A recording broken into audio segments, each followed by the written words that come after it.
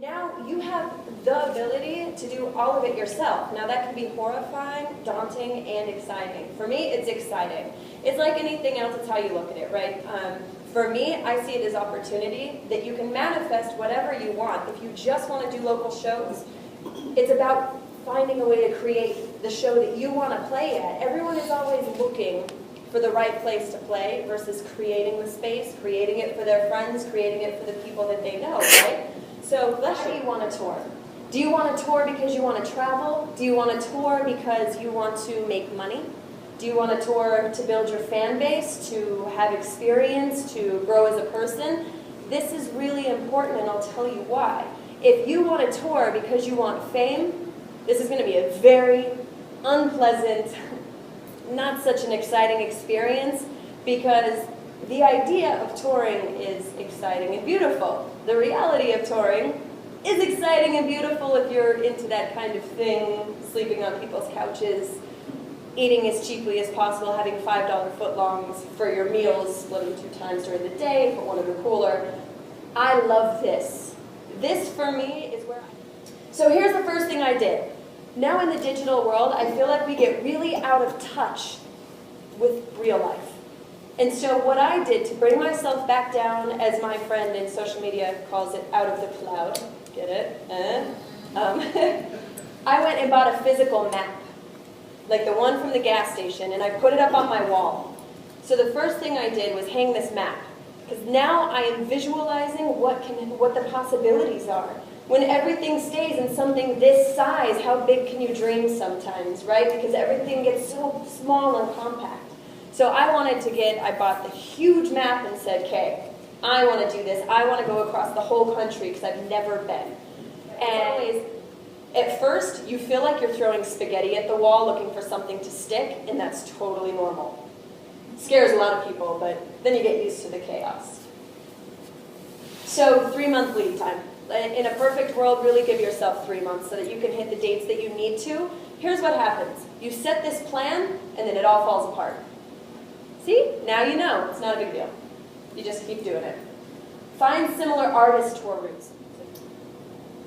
All right, so rules of engagement when you're going to contact a venue. The most important thing is to read their website first. So when you go through the process of looking into the artists similar to you, don't just contact the venue. Make sure you read their website, because some are very particular in how you submit or what information they want.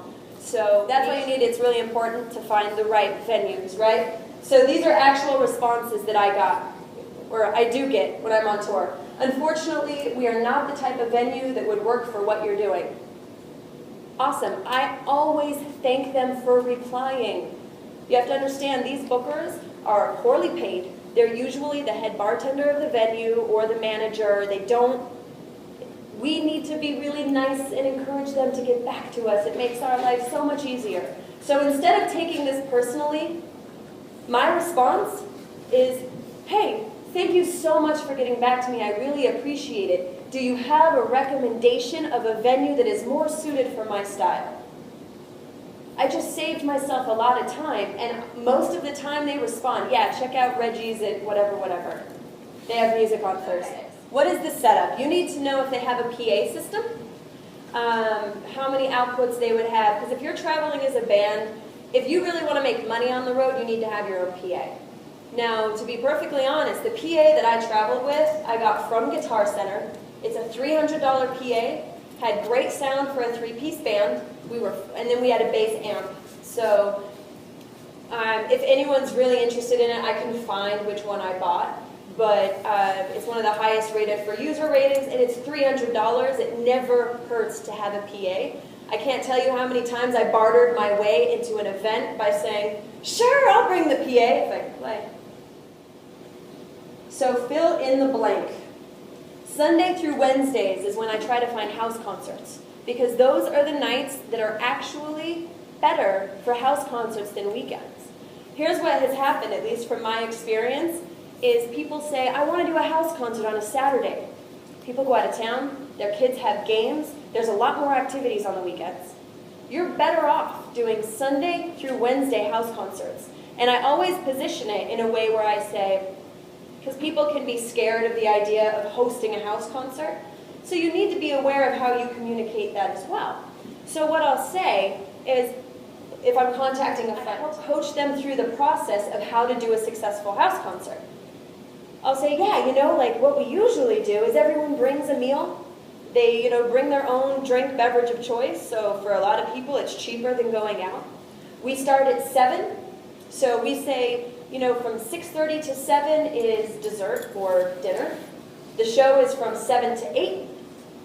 And then we're done at 8:30. Everyone can go home. By setting an expectation of time, the people attending want to come because it's something fun and they know they can still go home and go to bed and get up for work in the morning. So you want to be as specific as possible in helping people help you. Make it easy for everyone else to help you. That's the most important thing.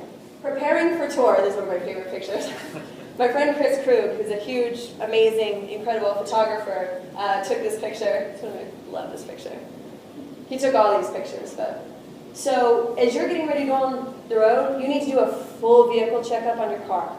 Your car is how you get around, and you miss one show, and you're missing a lot more than just that money and that night and those fans, because you've been preparing for this the whole time. And one really bad problem with your car can set you back for days, especially when you're in the Midwest and you have these smaller shops that may not have the parts. So just make sure you've got your car together. Get insurance on your music equipment. Band's equipment gets stolen on the road all the time. Doesn't matter if it's a locked trailer. I've had friends that backed their huge trucks up against a wall so that no one could steal the trailer. Came out, trailer was still gone. Insure all of your equipment, and if it's something that means the world to you, don't leave it in the car, ever. Carry it with you, because I've heard the craziest stories about gear getting stolen. So the one that I use is called Music Pro. Okay, on the road, making a lasting impression. Introduce yourself when you get to the venue. Whoever the booker is, ask if the booker's there. Ask if the owner's there. Introduce yourself to the bartender and the wait staff. Because I'll tell you guys, especially if an owner or a booker isn't at the venue that night, and they come in to work the next day and the bartender's like, man, that guy last night, super cool, want to have him again. That will get you more shows than your music will. Yes, we have to assume, and I hope we've all assumed that your music is, you know, when you get to the point of touring, that your music is together enough to tour. But guys, and that's all that you guys have to do, is set that goal of what you want. What do you want? Maybe you don't want to tour nationally. Maybe you don't want to tour. Maybe you just want to be able to go to Europe and play shows there just because you said you did. Facebook at Kole Music, you can pretty much find everything. And I encourage you guys to reach out to me if you have questions. I want to help. Listen, like, this is part of the why for me. I like to share. I like people to make stuff happen. To me, when someone comes back to me and says, oh, so I booked this tour, I'm playing this, I'm like, nice, that's amazing. I'm not one to fight change. I'm usually one of the first ones to change. Because if it's going that way anyway, at least by the time everyone else switches over, I already have a grasp on it. Like when people will say, oh, Facebook switched us. I was like, oh, they just did that? I changed to that like 3 months ago. Because I'm like, all right, if it's going to happen, like, I'm one of the first ones in the pool. I can't get there, call me next time. Like, I get to go to cool stuff and I like to take people. Show up, go meet people. Smile, have fun. It's fun. So. And all that. So anyway, thank you so much, Kole. We're going to have you back again for sure. Yay! So, all right, thanks, guys.